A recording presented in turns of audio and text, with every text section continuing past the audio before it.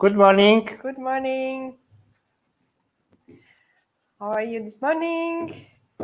So this morning we're going to talk about food, my love, right? Food, yes, I'm very hungry. Anyway, please, for those who are here, let's see who is in the house, from where do you come from, how was your weekend, how was your week. And yes, today we're going to talk about something which is not only for the summer and which we don't, how to say, leave it in the winter, and this is called a diet. Honestly, I started the diet many times, and one of the biggest time I get the huge results was when I was 110 kilos, and I got to with a diet with my nutritionist. Actually, it was the guy who was exercising with me. He was my personal coach, and uh, he described me a diet, and I start to follow. And for maybe 7-8 months, from 110 kilos, of course, repeatedly with going to the gym every day and measuring my food, I got to 90 kilos. But honestly, I always been hungry. Always been hungry, believe me. And because he gave me a day, like a cheating day, Sunday, I was waiting for this day, guys, to eat, because basically I had 50 grams of cheese and something else all the time. Was never enough for me. And we are here today with... This morning with Pat. Yes, finally she's here. She had her Good coffee. morning. It was a traffic jam, that's why she was a bit late, but here we Is are that true, again. Casimir? We had an internet traffic jam. Exactly, it's what I said. I didn't say boom boom traffic jam. All right, so be it. How are you guys this morning? Honestly, I'm hungry, as I said from the beginning. I bring the children to school, one in one side, another one to another side. Here I am here. My wife is beautiful. She had her breakfast. She meditates in the morning. And me, Your the wife poor wake up me, in the morning. the poor me, nothing. You'll take care of yourself later, right? Yes, I will, of course. Awesome. So listen. Because the corona, I start to blame the corona, okay? Then I check my pictures in Bali and I realize it's not corona fault that Krasimir is fat. It's not Bali fault that Krasimir is fat. Definitely not Clementine, because if was Clementine fault, I supposed to be very skinny. But one of the things which because now I'm on my track going on a diet, and I research different kind of diets, like keto diet, which is very, very, very famous these days. I have friends which they're doing keto fasting, also they're doing. But one of the things I'm very, very addicted. Hello, it's not you. It's the sugar. It's the sugar. Yes. Can you introduce first yourself, please? Hi, everyone. My name is Patricia, but you can call me Pat because it's more friendly and less formal. And I am a nutrition consultant and a fitness instructor. And today I am joining the lovely couple to talk about mainly why diets don't work. So Krasimir, you can save yourself the trouble of going online and finding a diet that works for you, because diets are unfortunately short-term. Drum roll. So I realize this yo-yo effect. Exactly, yo-yoing effect. Speaking of the yo-yoing effect, research shows that after a year of yo-yo dieting, which is very normal, by the way, to go on a yo-yo diet, somebody who starts a diet, it's very difficult for them to actually maintain it because of the different restrictions and stuff like that. So yo-yo dieting in the long run actually slows down your metabolism and leads to more weight gain than what you actually weighed before even going on the diet in the first place. So far, so good? Yeah, for the moment we understand everything. Yeah. So what is a diet? Let's define a diet first. What do you guys think a diet is? To be more sexy, to go in my small car. I cannot enter in my small car, you know. I bought Toyota Yaris before I was okay. Now it's very difficult. It's something fashion. It's something also like to look in a certain way. It's like the people say, okay, I'm gonna go diet and I'm gonna solve this problem. Okay, so we're equating diets to a certain trend, right? Yes. And I think we all know that like every single era, diets or trends or what is considered as a beautiful body changes, right? Like back in the days, wide hips were considered very sexy, narrow waists. And then in the early 2000s, it was more like very skinny, slim legs, right? With like a thigh gap that was very famous or trendy. And now it's more like muscle mass, muscle definition, to be lean, right? So that Exactly. changes as we go. Society shapes what an ideal body is. But when we think about diet, we have to really take it personally, you know? A diet is more like a lifestyle. We should think of it as what works for me and what doesn't work for me, as opposed to following what somebody else put down on a piece of paper, right? So if you want to talk about, let's take the keto diet as an example. The keto diet, as Krasimir you might have already seen, is a very high-fat, low-carb diet, correct? Yes. And what that does is that it puts your body into a sort of fat burn mode, which is called ketosis, and so you lose weight as a result. But is it something maintainable? Can you sustain being on a keto diet for too long? So you're giving up carbs, you're giving up bread, you're giving up pasta, forget the burgers, forget the sandwiches, the bagels, the donuts, you know? So you limit your carbs to a minimum per day. How will you feel after that? Do you like pizza and bread? My God, you're asking me? I love pizza. Yes. I love Okay, pizza. and can you imagine eliminating that from your diet? Because the keto diet only allows very minimal carb intake. I can do it honestly for a certain amount of time, but after it's basically I'm gonna struggle, honestly. Exactly. And this struggle, unfortunately, leads to long-term issues that start developing. So when we start dieting, it's very common for a person to develop fear, to develop anxiety, to develop guilt, you know, and sometimes even depression because of the high restriction that you are forcing upon yourself. Right? So let's say you're on a keto diet and you're not allowed to have pizza technically, maybe even one bite per day to match the carb intake. It's crazy, right? And at a certain point, when you're going to start thinking about pizza, you're going to go like, no, I cannot have that. I'm not allowed to have that. And you might feel guilty, you know? So you're literally inducing guilt, feelings of guilt and anxiety onto yourself on a daily basis. And I think we already have enough stress factors happening with our jobs, our families, finances, you know, so do we really want to add even more stress into our lives by being so strict about what we eat? And what about people that has like a diet, but like from a medical purpose?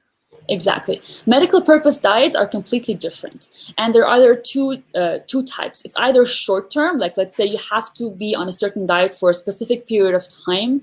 They're mostly called elimination diets, where you just like remove one food group for a certain medical reason, or they're like lifelong diets, you know, if you have like a certain condition. So this is no longer a diet, it's more like a lifestyle, you know, it's your own set of rules that you abide by. And these rules are sort of like unspoken because you have a certain condition, you cannot have that food. You know, there is no back and forth.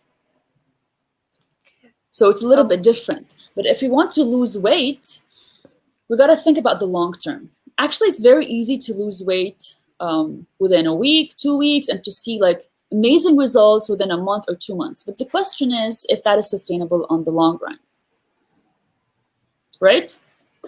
Yes. Because on the long run, if we diet a lot, there are 3 major changes that happen to our body.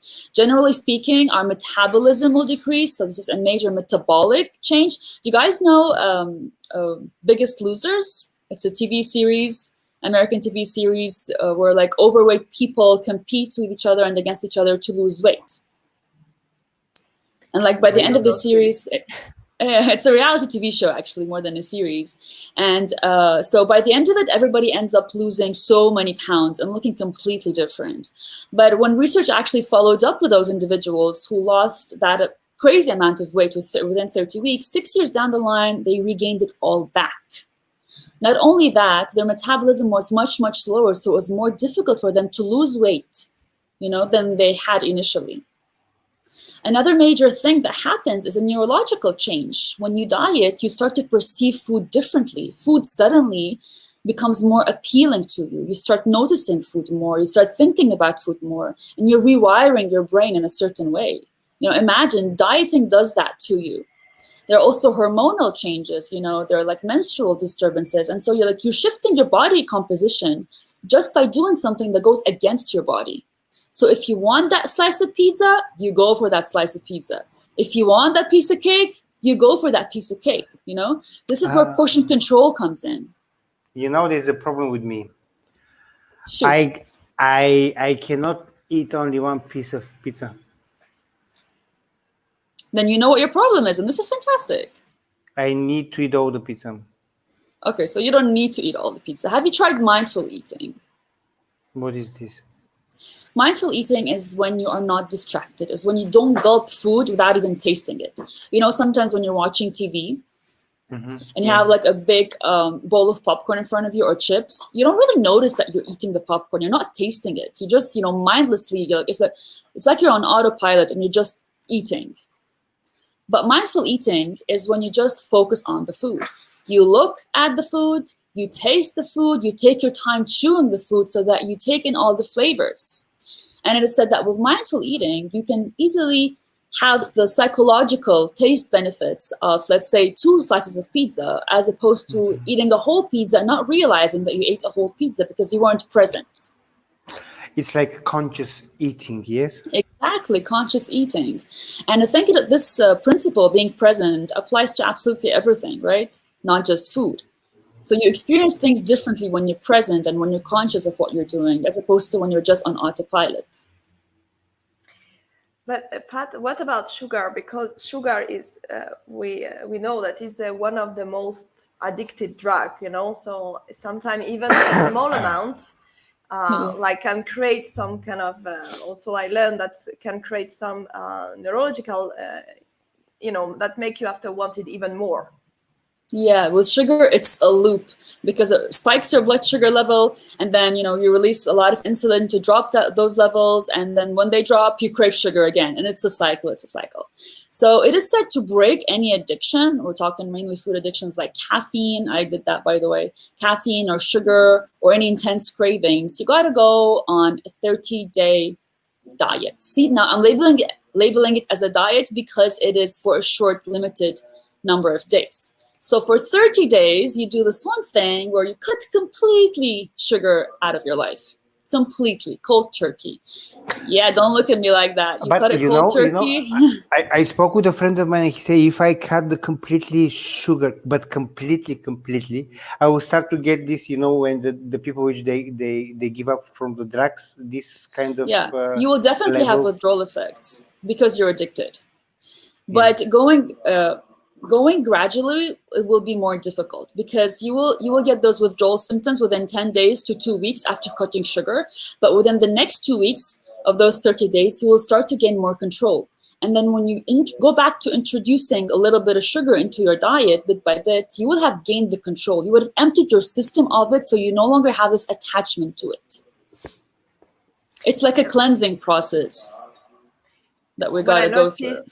What I notice also is like when we cut sugar for a long time also, the taste of the change also. So like even you will eat something after and you'll feel, oh, wow, that's so sweet, and before was not a problem and now it is a problem. So yeah, especially that, we have like 9,000 taste buds on our tongues and they regenerate themselves every 10 to 14 days. And so every 10, let's say about an average of 2 weeks, things will taste different. So when you cut something from your diet and then you reintroduce it 2 weeks later, you have completely different, completely new taste buds and completely new experiences with that food, sensory experiences. So Krasimir, we got to cut that sugar. He's not happy. I will, but I said to my wife, please, I need your help because I don't want any sugar at home. And she's from this kind of people which buy one box of biscuit and she lives in the cupboard and she eat one piece a day. Me, when I know it's there, I You will cannot be go there to after bed. 30 days. No, You will get there after 30 days. I need to Yeah. get rid of it. And that, so basically, my wife, she's not so much supportive. Oh, yeah. Unfortunately, yeah, having like temptations in front of us makes it much harder to not go for Yes, the food that we want to go for. I agree with you. Um, my love, you have other question because you have? Yeah, you were saying at the beginning also about to find the food that is right for you. So, do you have any tips to find the food that is right for us, the diet Yes, or of the course. lifestyle? A very common approach to food that is resurfing now is something that's called intuitive eating. Intuitive eating is not just about listening to your body, but it's also about making your own rules. Your own rules. For example, if you're somebody who doesn't like eggplants, by all means, don't go and eat eggplants. You know what I mean? Even if it's something good, you know, broccoli is generally good. But if you don't like broccoli, just don't eat broccoli. And this is your first rule. You just made the first rule for yourself. You know, if let's say having 2 burgers makes you feel insanely bad afterwards, so you make a rule to yourself: I'm gonna have 1 burger. And the general rule of thumb when it comes to intuitive eating and listening to your body is just going for the food that you want. You know, so if you see a cookie and you start drooling and you start guilt tripping, no, I don't want to have that cookie or that biscuit because it's going to make me feel bad, and you know, it's not healthy, you know. So we're already shaming the food. Imagine. We're shaming the food as negative. We're saying, no, you're bad, you know. So you already injected this negative energy into the food. Would you really want to have that cookie afterwards? Because if you do, you're injecting that same negativity back into your body. So the first step we're gonna do is to befriend food, is to understand that there's no such thing as good or bad. You know, food is food. It is there as a source of energy, as a source of fuel, and as a source of pleasure for us. Food is pleasurable, right? We love the taste, we crave the taste, and we don't want to remove that from our life. When you So come in Cyprus, yes, you are invited to Cyprus Meze. deal. You love it. Sorry, I interrupt you. Deal, it's okay. Yeah, so by listening to your body, you honor it by giving it what it wants, you know. And you come up with your own set of rules. Let's say you're somebody who likes to eat breakfast first thing in the morning. You wake up with a big appetite. You wake up and you feel like a bagel or like eggs on toast or whatever it is. This is your rule. You're somebody who wakes up and eats breakfast. There are certain people who cannot eat before like 2 to 3 hours after waking up. And that is their rule, you know? So they already made a certain rule for themselves, their lifestyle, if you want to call it that way. So there is no right or wrong. It's all about you. It's about personalizing what you want in your diet, what you want to put in your mouth. And I want to ask you a question, because we say before, like for medical purpose, and so there is some people that they have like intolerances. For example, my son has intolerances to, he cannot eat gluten, he cannot eat dairy, and he cannot eat sugar. So that was very challenging for me, because that creates a lot of psychological effect, you know, like he's starting to be more like craving for sugar. He will steal food from the other children. So what can advice you can give for like cannot help also with the psychology when you have to go to this kind of diet? Yeah, so what we're going to look at is what exactly you crave about that certain food. Let's say we're talking about gluten, right? So there are so many gluten-free alternatives right now. So if your child likes bread, he can still have bread that is gluten-free, or pasta that is gluten-free, and it tastes exactly the same. Maybe a little bit different in terms of texture, especially pasta-wise, but it is still pasta and it's still bread. So we got to look out for those alternatives. It is also helpful with intolerances in general to introduce bit by bit small amounts of the food that somebody is intolerant to. And with time, you're able to break that intolerance. if somebody is intolerant to gluten, if we take that as an example, if they eat gluten once a week in small quantities, and then small quantities twice a week, or we increase the quantities little by little, they will start to develop tolerance. Over time, they will begin to accept this food. So one often mistake is to completely cut that food out of the life of somebody who's intolerant, because it will be much more difficult to accept it. But if that food is introduced little by little, the body will begin to accept it and not fight it. There's also, you guys know, you must have heard of Louis Hay, I think. How every single physical manifestation actually started in the metaphysical reality first. And it is said that intolerances actually mean something. So it's something worth looking into. I think anyone who is intolerant really has to dig deeper and understand and reflect, what is it something that their body is fighting or their mind is fighting on a deeper level. So it's not just about the body. It's just manifested in the body as a last step. And when it comes to sugar, we gotta find alternatives. So there are different kinds of sugar, right? Is it the sweet taste, like when you suck on a lollipop and you take the sugar out of it? Or is it more like the crunchiness of a chocolate chip cookie? Because when you start to identify what it is exactly that you crave about sugar, and you cannot have sugar, let's say, it'll be easier to identify a replacement. Is it chewiness? Is it crunchiness? Is it something you lick or you suck? So you think about different things. I would like to ask you, what if I start with only gluten-free food? Do you think I will lose kilos? No. You are eliminating a very important food group from your diet, and you don't have to. So when we talk about elimination, that, like we mentioned earlier, we have all those food groups for our body to use. So when you suddenly remove an entire food group, your body's going to fight back. You're telling your body, listen, I'm not going to give you any more gluten. And your body's going to tell you, listen, I'm not going to give you any more energy. I'm not going to give you the same energy that I gave you, And then you will develop one of those things that we talked about, either a metabolic change or a hormonal change or any biological change. So when we talk about diets, it's important not to eliminate something. We have to increase exercise. We have to increase or better the quality of food that we eat, as opposed to just going you know what, this is going to make me feel, let's say, overweight, or this is going to put on some extra fat on my body, and I don't want to eat that, because that will fire back on the long run. But what about all of this food that they call inflammatory food? Like he was talking now about gluten, for example. There is a lot of maybe fashion about this, but they say you need to go to a gluten-free diet so you will cut the inflammation, like this blue diet. What do you think about it? Mm-hmm. Again, we're cutting a major food group. We don't want that. Gluten has actually raised a lot of questions over the past decades, I think.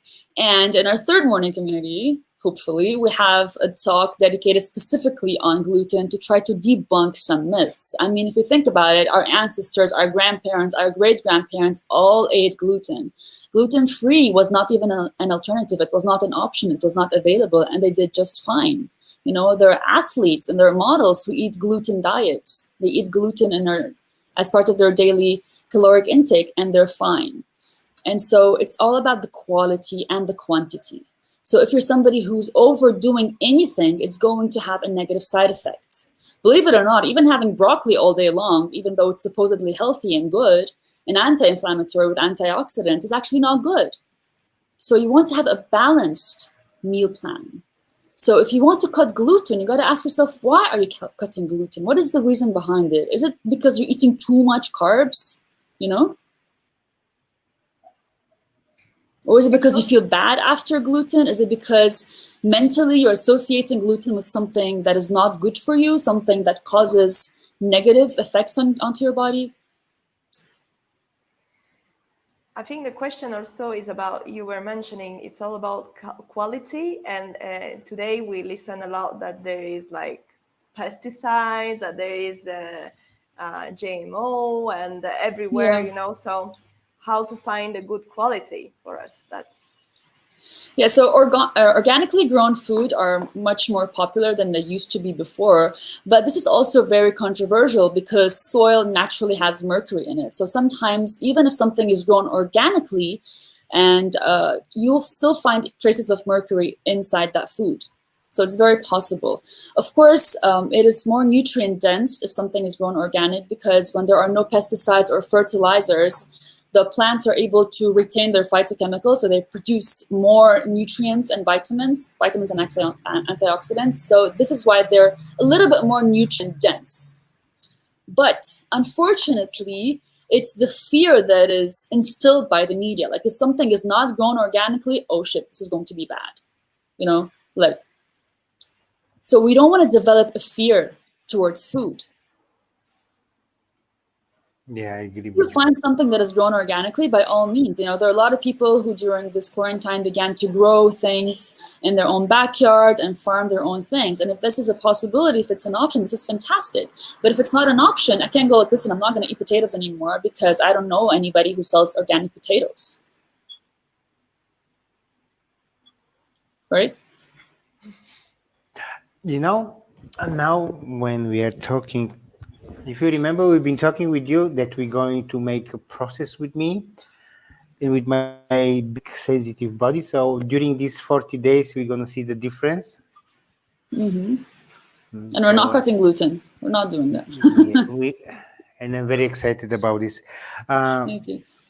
My love, you have questions?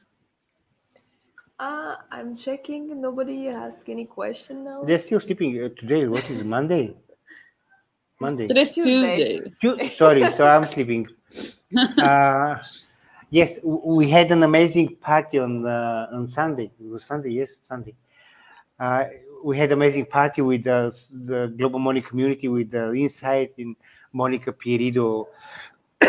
Sorry, balcony was salsa, was pizza. You know, it was Sunday. Nobody cared about that. That started Monday, so maybe they're still tired. I don't know. In the previous morning community, we've been talking. I know the water is very important, but I just know that the water is very important. And for example, if I'm 100 kilos, I need to drink between 3 to 4 liters a day water. Why is this important? Why so important? Your body needs water for the entirety of its organs to function correctly. I think 3 to 4 liters is actually too much. So you would want to add more water if you're somebody who exercises a lot. So an athlete would naturally need more water because they dehydrate themselves during the workout and you lose water weight. So to replenish, generally on average, a man would need about 2.5 liters. But I think 3 to 4 is like a little bit extreme. And actually too much of anything would have a negative effect, would have a side effect. So what I suggest is just reaching a bare minimum. Like your minimum would be 2 liters, let's say. 2 liters of pure water. We're not talking about coffee or soups or teas and stuff like that. And I found it the easiest to just carry a bottle around with you, like reusable bottles. And this way you're able to track your water intake. Get a bottle that's like 750 milliliters or 1 liter. They're available everywhere. And I think it's super easy to track and to hold yourself accountable in how much water you have per day. And another question is, do you think we can find everything we need in our food, or do we need to add supplements? What do you think about supplements? Absolutely everything that we need is found in our food.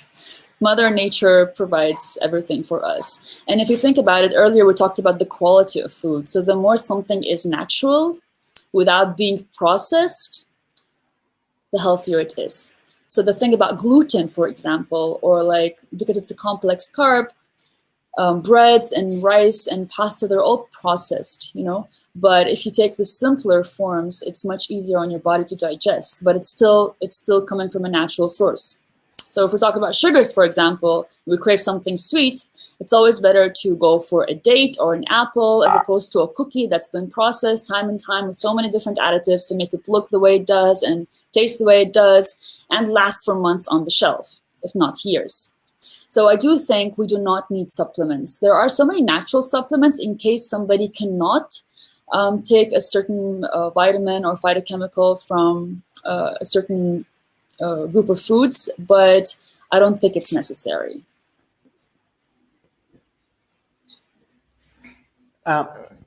Let me, because we have some question here. Okay, I think this is for me, but can we create group joining and supporting Krasimir during next Global Money Community?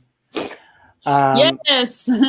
You have my green light. Krasimir, you have no choice. Pat, Great idea. I want to talk with you. What is going to be, what you are planning to do in the next morning community? Because I saw some of the topics and all the topics which you are planning, they're very, very excited, honestly, for me. And I'm sure it's not only for me, I think it's for all the people because they're very important. So what should we expect in the next? So in the third morning community, we are planning a little addition to our daily talks, and we will be exercising together and working out together about 3 times a week, right? And we also have some discussions on food topics prepared for you. And as I think you've already guessed by now, I'm somebody who does not believe in dieting, no fad diets, no, lose the weight quick and then suffer for the rest of your life. So we chose topics that are very, very tangible. And I think topics that we all need to know about, because food is part of our daily lives and our bodies are part of our daily forever lives, actually. So we're talking about water, we're talking about fasting, we're talking about detoxes. There are like a lot of things that I actually forgot right now. We do talk about gluten as one of the topics, right? We're talking about how to boost our mood and well-being by eating certain foods, and how we can boost natural metabolism, how we can sleep correctly, and things like that. That's so important. And do you think the food can put you down in the mood and can bring you up your energy? Yeah, of course. And thinking about it, like water actually absorbs energy, and food has water as well. So if you're angry around food, if someone else is angry around food and you eat that food, even if you don't know what that food has been through, automatically your energy might drop. Does that make sense? So if you eat something sometimes and you just go like, oh, I don't know why I feel so sluggish, even if it's a salad, it's not about the quality of the food that you eat in particular. You know, when you talk now, I get excited, but I remember when these kind of people from the gym and they give you, you need to eat 200 grams of salad and 100 grams of chicken breast and 20 grams of goat cheese and half an apple and blah blah. And I said, really? And I give up from the moment I see this mini menu. Yes. So with you, I think it's going to be different, and I'm ready to take this road differently. Awesome. Yeah. And, well, let me ask you something. You have a question? Yeah, it would be great, actually, if we can talk also about, for children, if there is any difference that you would recommend regarding food. Garlic. Yeah. Regarding. Regarding. Actually, it's a very good point that you mentioned, Clementine, because unfortunately, parents instill the biggest myths or preconceptions on food unknowingly. For example, I don't know what it's like there in Cyprus, but here in the Middle East, it's very common for somebody to say that you are not having dessert until you finish your entire plate. Or welcome. You cannot leave the table. Yeah, you cannot leave the table until you finish that plate. But mom, I'm full. No, you got to finish that plate. And so we equate unconsciously, subconsciously, we begin to equate an empty plate or not finishing everything that is in front of us as a bad thing. And we start to look at dessert as a reward. I can only have this piece of cake or this sweet reward if I finish everything that's on my plate. So this is the opposite of intuitive eating. This is not listening to your body, And sometimes, even if you like a certain food, it's okay not to want to eat it. And we got to learn how to listen to our children, because our children we are all actually born intuitive eaters. We listen to our body. And in one of the first books that was ever published on intuitive eating, there was a very simple example. When a child is breastfeeding, they know when to start and when to stop. Nobody tells them how much is enough, right? And as children, they carry on this mentality. They stop when they are full, or when they don't want food. They just don't eat it. They start crying. They push it away. So this is a sort of intuition. Like, I don't want to eat that. There is no why behind it. I don't want to eat that. And so we got to encourage this trait in our food, in our children. So if they don't want to eat something, even if it's healthy, forcing it will make them associate negative traits with that food. Like, I've been force-fed beetroot, actually. Beetroot is a very common Russian ingredient. And I grew up to hate it, actually. I'm like, I don't like beetroot. I can't stand beetroot just because, my mom would be like, you got to eat that soup. You got to eat that soup. You got to eat that soup.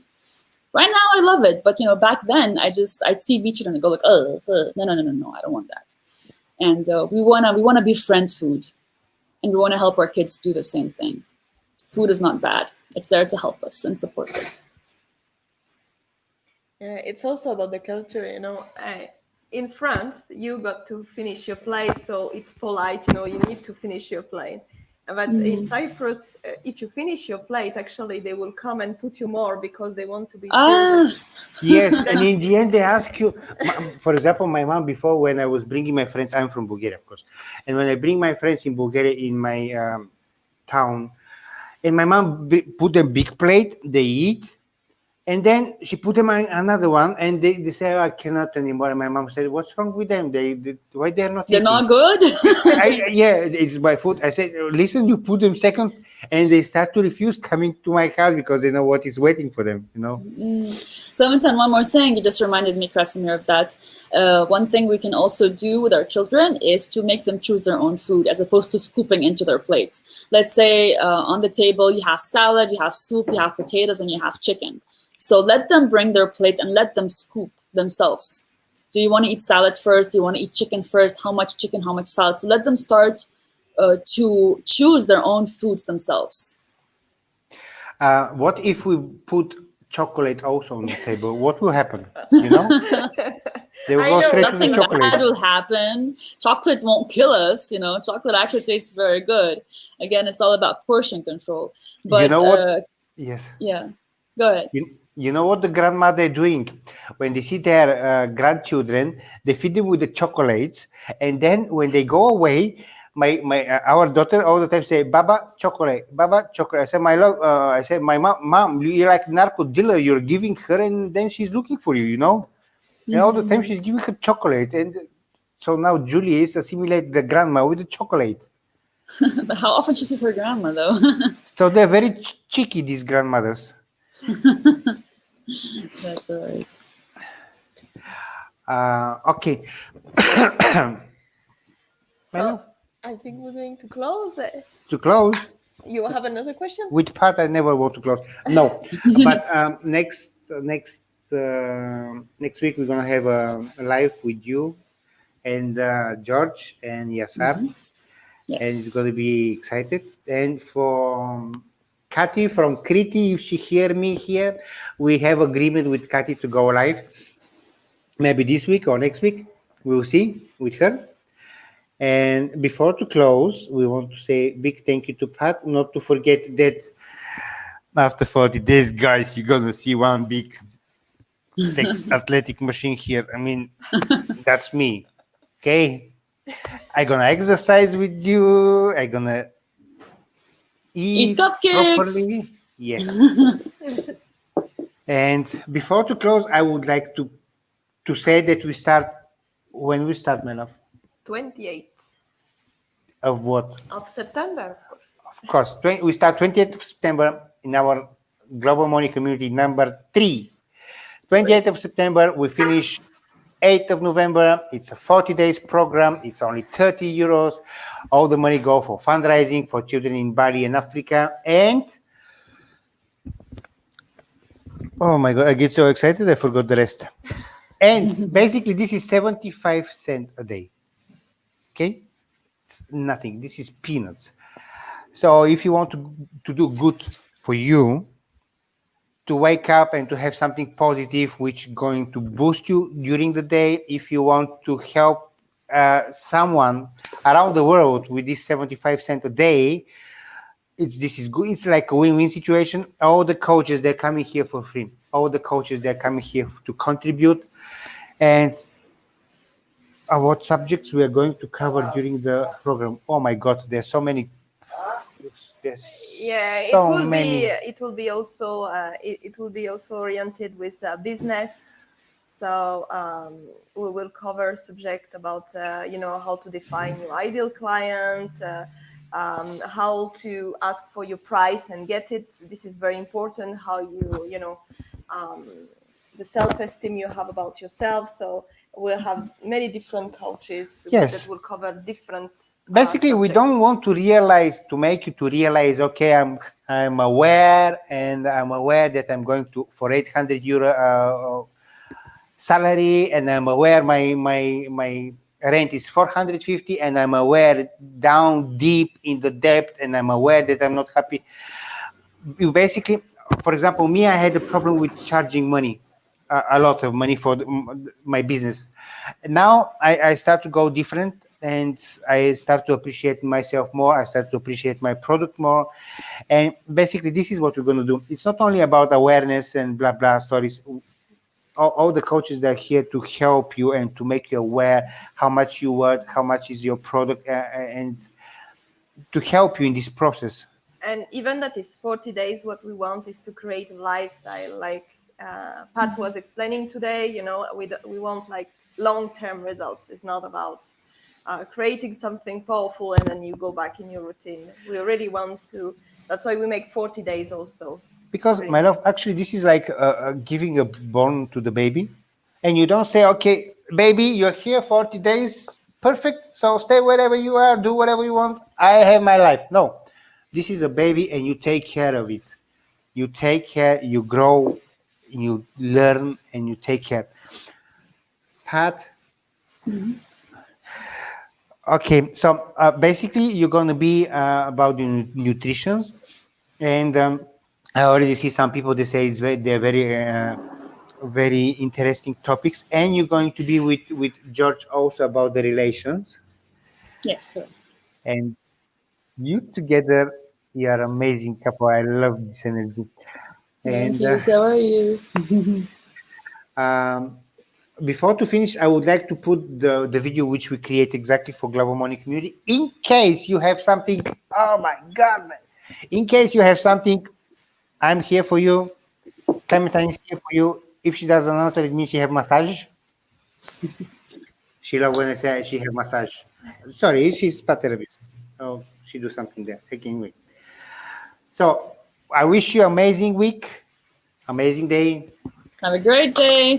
Be healthy, be wealthy, eat sugar, don't listen to meats, okay? If we are fat, let's be all together. What, my love? Did I say something stupid again? Maybe. Anyway, we wish you amazing day.